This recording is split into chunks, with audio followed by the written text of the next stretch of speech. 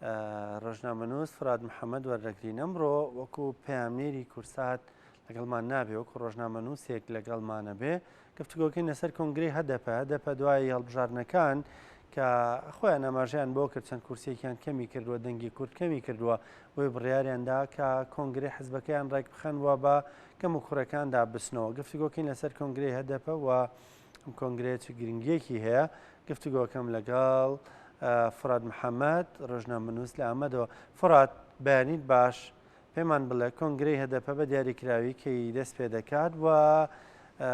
بۆ هەدە بڕیاری کۆنگرەیدا بەیانی باش بەڵێ هەدەپە کۆنگرە خوی چارەمین یە ڕەوشێن ئاوارتە بکارانی لە سنتەری ئەنقەرە لە ناوەندی یا ژوورە بازرگانیان ئەنقەرە بەڕاستی ئەو ئاوارتە کۆنگرە پشتی هەلبژارتنی هەری کۆتایی یە تورکیا بۆ پارلەمنت و بۆ سەرۆکۆماری بۆ هەدەپە gelek girîng bû çunka hedepe ew taleb û daxwazên xwat beser nekewt katî ser nekewt herwa li gel hat rexnekirdin û şermezarkirdin îş leber ew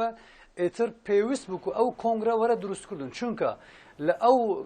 piştê helbijartin encamî helbijartin bedilî ewan nebû ew kata Mithat Sancar û Pervîn Buldan li gel kombûne kirin li gel rêxistinê xwe kombûne kirin ew katê îş piştî ew kombûne diyar bû ku serokatîn hedepe were guherandin çunka zor rexne û şermezrakirin taybet li Pervîn Buldan û Mithat Sancar hatibû kirdin herî kotayî ew rexne û şermezrakirin hat pesend kirdin Pervîn Buldan û herwa Mithat Sancar ew gotin ême nabin namzet nabin kandîd leber ew ew rewşî awarte kongre pêwîst bû were pêkanîn herwa hedepe leber ku li Tirkiye zor caran hatiye darizandin û herwa ku talebî kapatkirdin girtinên yên hedepe heye leber ew partiyekî duhem durust kirdibû wekû partiyên çepîn kesk herî kotayî li helbijartinê Tirkiyeyş bi ew partî bi navê ew partiyên nûvê YSP partiyên çepîn kesk ew beşdarî helbijartin bû rast e serkewt li partî sêhemîn e li parlamento belam بۆ کورسی زیادکردن و بۆ ئەنجامی سەرۆکۆماری ئەوە پشتەوانی کەماڵ کڵیشتاڕۆڵ کردبوو ئەوە سەرکەوتنێکی نەبوو زۆر نەخنە و شەرمەزاکردن تایبەت لە باکووری کوردستان لە هەدەپە هاتکردن بۆکو سیاسەتین هەدەپە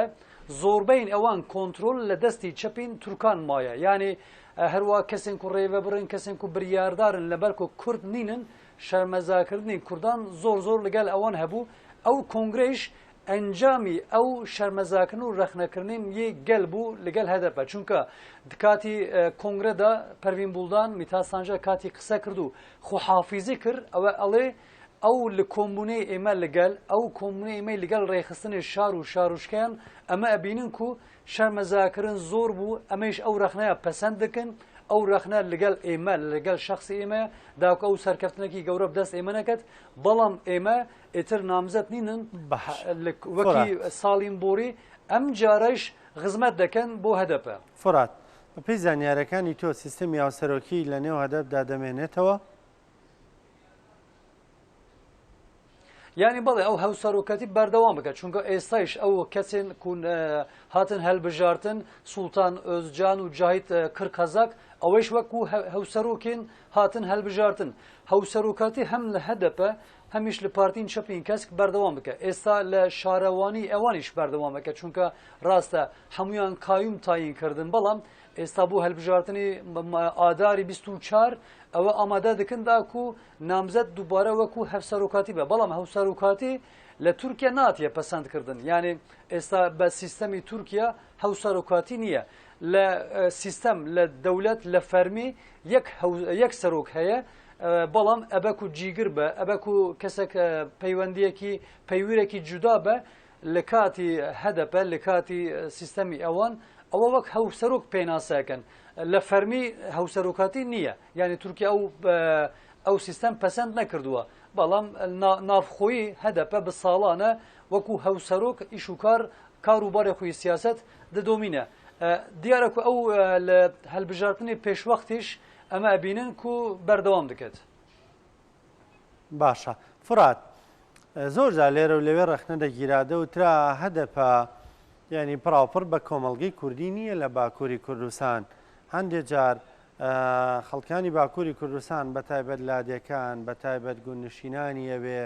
یعنی خۆیان نابینەوە لە نێو هەدەفدا هەرەمێ وای کردووە زۆر جار ئاکەپە لە ڕێگەی جوڵاندنی سۆزی ئاینیەوە لە ڕێگەی دینەوە لە ڕێگەی ئاینەوە دەتوانێت دەنگیەوان بەدەست بێنێ بۆ پێی کە هەدەپە نەیتوانیوە کار لەسەر ئەم بەعدە بکە ینی کۆمەڵگەی کوردی هێشتا کۆمەڵگەیەکی زۆر هۆشیار و ڕۆشنبیر نییە کە هەندێک حساب و کتاب نەکا بۆیە زۆر جار لە ڕێگەی ئاینەوە لە ڕێگەی دینەوە ئەکەپە دەتوانێت سۆزی خەڵکەکە بەدەست بێنێ هەدەپە چەندە لەم کۆنگرەیە دەیەوێ ئەو فەراغانەی خۆی پڕ بکاتەوە. بەڕاستی هەدەپە پشتی ئەو ئەنجامی هەلبژارتن کە بەدڵی ئەوان و بەدڵی گەل نەبوو پێویست بوو بریاری خۆیش بگۆڕینە بەڵام حتانی ئەم کاتە دیارە و ئەو سیاسەتی هەدەپە بۆ گەلێن کورد و کوردستان ناگۆڕەوە چونکە گەلی کورد لە باکووری کوردستان و بەگشتین تورکیان تقریبان 25 میلیۆن هەژماری ئەوان هەیە هەروە لە ئەو 25 میلیۆنان کاتی دەنگی وەردەگرە هەژمار زۆر کێمە چونکە لە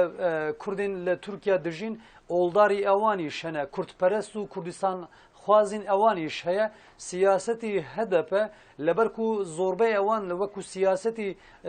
تفاقی جمهور و تفاقی دەموکراتی تورکیایە لەبەر ئەوە وەکو پارتین چەپین تورکان وەکو ئەندامین هەدەپە ڕێکخراوەی ئەوان ئیش و کار دەکردن ئەو سەرکەوتنێکی بۆوان نانی ینی هەدەپە مافین کوردین ئۆڵدار کێم دەپارێست هەدەپە مافین کوردین کوردستان حەز و هەروە کوردپەروەر کێم دەپارێست بەداخەوە زۆر جاران لە کۆنگرەی خۆیش ئەڵێن و ئێمە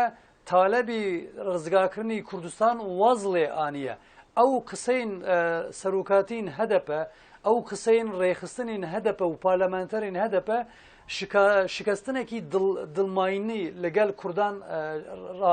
دروست کردبوو چونکە کوردین لە باکووری کوردستان 40 ساڵ زیاترە بە تەلەبی ڕزگارکردنی کوردستان بە تەڵابی دامەزراندنی کوردستان ئەوە یارمەتین هەدەپە دەکەن یارمەتین پێشتر پارتین هەدەپە دەکردن کاتی کورد لە باکووری کوردستان هەدەپە ئەڵێ ئێمە پارتی کوردستانی نینن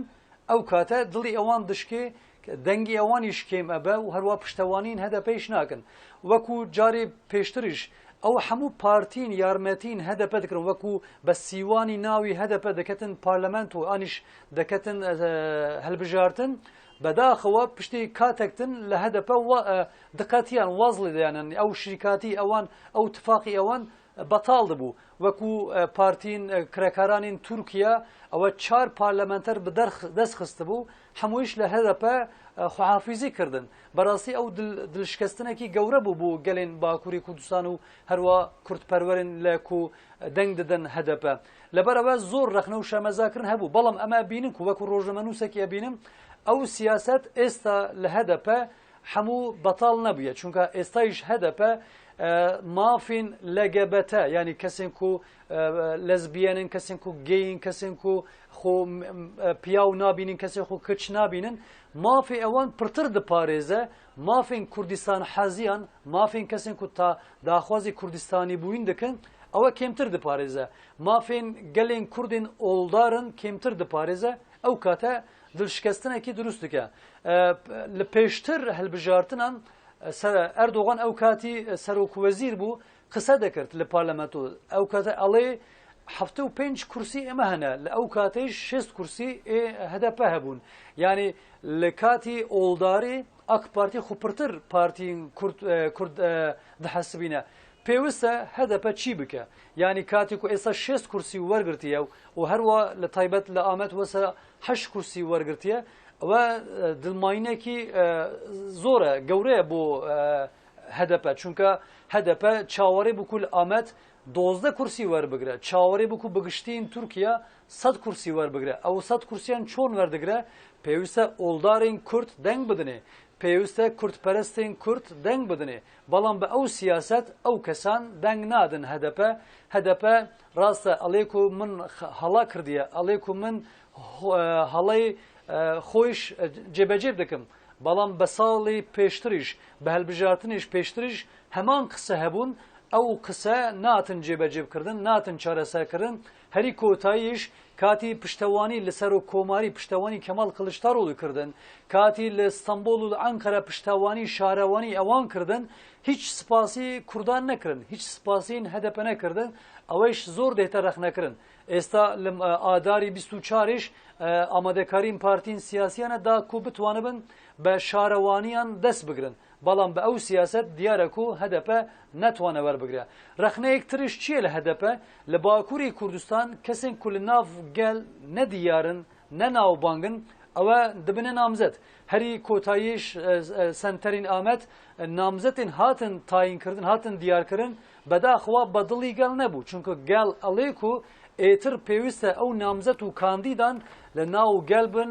حەسکرۆکێ گەل بن هەروە کورد بن چونکە ئەوە سیاسەتی پارتی کوردە کاتی کورد دەنگ نەدن هەدەپە ئەو کاتە هەدەپە تێک دچە بۆچە هەدەپاڵێک و من پارتین کورد و کوردستانی نیم ئەوەیش زۆر رەخنە و شەمەزار دێتەکردن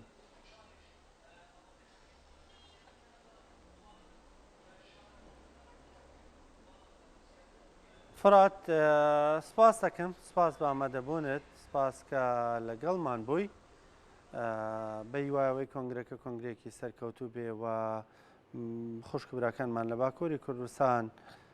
بە گڕوتینێکی زیاترەوە ڕوانە کۆنگرەی هەدەپە و کۆنگرەکە بتوانێت کەسانێک دەستنیشان بکە بۆ ڕابەرایەتیەوە حزبەکە لە ئاست خواست و ویستی گەلی کوردمان بن لە باکووری کوردستان